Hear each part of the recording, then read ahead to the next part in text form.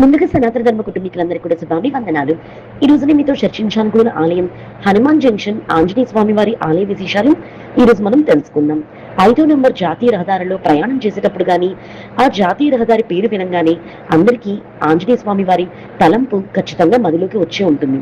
అంత పేరు కలదు ఈ హనుమాన్ జంక్షన్ ఆంజనేయ స్వామి వారి ఆలయం. ఈ విగ్రహానికి కృష్ణా జిల్లా, పశ్చిమ గోదావరి జిల్లాల సరిహద్దులో ఉంటుంది.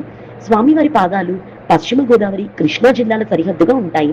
గర్భగుడి పశ్చిమ గోదావరి జిల్లాలో, మెట్లు కృష్ణా జిల్లాలో ఉంటాయి. ఆంజనేయ స్వామి వారి విగ్రహం ముఖంలో వానర లక్షణం కంటే మానవ లక్షణాలే అధికంగా కనిపిస్తాయి. ఇంకొక విశిష్టత ఏంటంటే 4 ప్రధానమైన రోడ్డు కూడలి కనుక దీనిని జంక్షన్ అని కూడా పిలుస్తాము.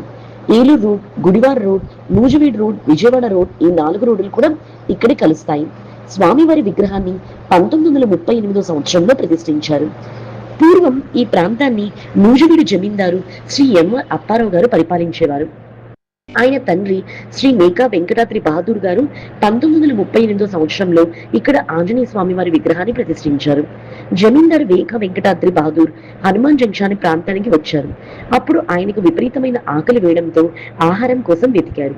ఎటు చూసినా బీడు భూములు, డొంకలు, ముళ్ల పొదలతో నిండి అంతా నిర్మానుష్యంగా కనిపించింది. జమీందార్కు ఆకలి బాధ ఎక్కువైంది. ఇంతలో ఒక అద్భుతం జరిగింది. హఠాత్తుగా అక్కడికి ఒక కోతి వచ్చి జమీందార్ చేతిలో అరటిపండు పెట్టి అదృశ్యమైపోతుంది. ఆకలితో ఉన్న జమీందార్ ఆ పండుని భుజించగానే అతనికి ఎంతో శక్తి వచ్చింది.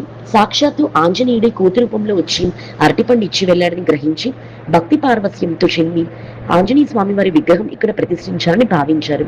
భక్తులను దుష్టగ్రహ పీడం నుంచి భారించి మరియు రక్షించే నిమిత్తం ఆంజనేయ స్వామి వారి నిలువెత్తు విగ్రహాన్ని తయారు చేయించి 4 రోడ్ల కూడలైనటువంటి హనుమాన్ జంక్షన్ లో ఈ విగ్రహాన్ని ఏర్పాటు చేశారు. ఆనాడు దండకార్యంలో శ్రీరాముడికి ఆకలి వేయగా ఆంజనేయ స్వామి వచ్చి అరటిపండు ఇచ్చి స్వామి యొక్క ఆకలిని తీర్చాడు.